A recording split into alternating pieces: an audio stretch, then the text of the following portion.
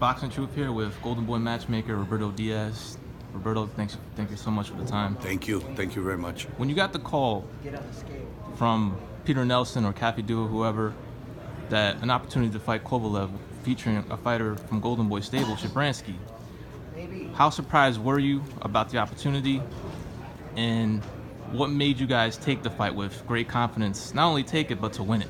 Well, the talks have been ongoing for the last couple of years.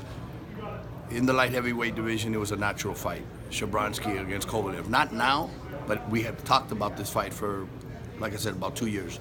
So when the call finally came that, hey, this is a fight we could finally do, absolutely. We had already talked it over with Shabransky and his team, and were always waiting for that call. Shabransky, he's a powerful puncher.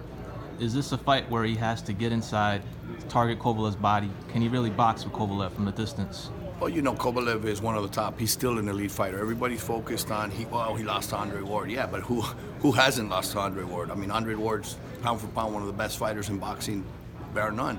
So to lose to Andre Ward, hey, that's just an elite level fighter that he lost to. But he's still a top level fighter. And we'll see Saturday night.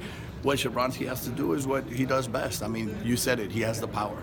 And with power, you got to go in there and use it.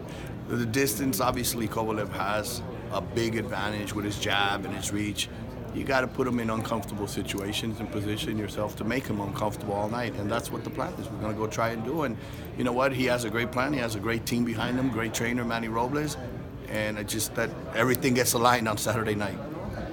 Is it safe to say that it's pretty much going to be a knockout tomorrow, whoever wins? You know what? Characteristics of both fighters, I see it very difficult to go 12 rounds.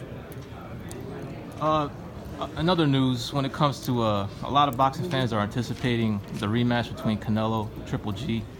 Would you be able to give us an update on the current negotiations? I want to see it just as bad, and trust me, Canelo wants it just as bad. So we'll see. It's coming. It is coming. Is that the first priority over everything else? That's what he wants. Absolutely.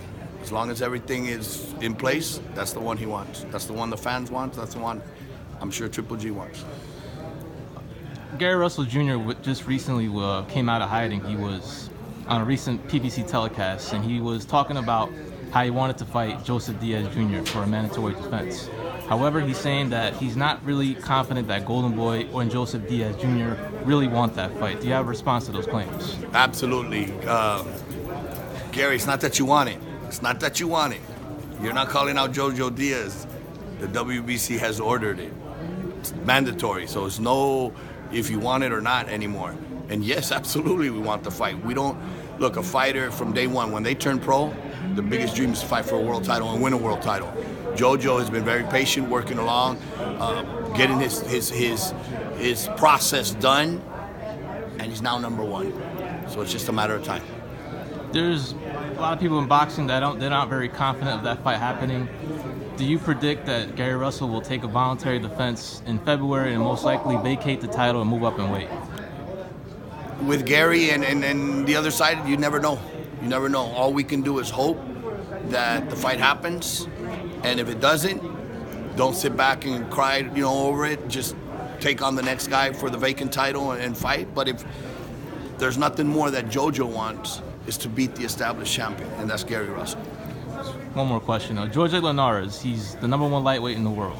Thank you. He's just missed out on an opportunity to fight Mikey Garcia. What's next for him? You'll be hearing about Jorge very soon. There's going to be an announcement soon. We're not going to sit back and wait for nobody. Jorge was supposed to fight. We got an offer to fight Terry Flanagan in the UK. Jorge accepted it. After the acceptance, a day or so later, Terry decides to move up to 140. Mikey Garcia then calls out Jorge. Jorge accepts it.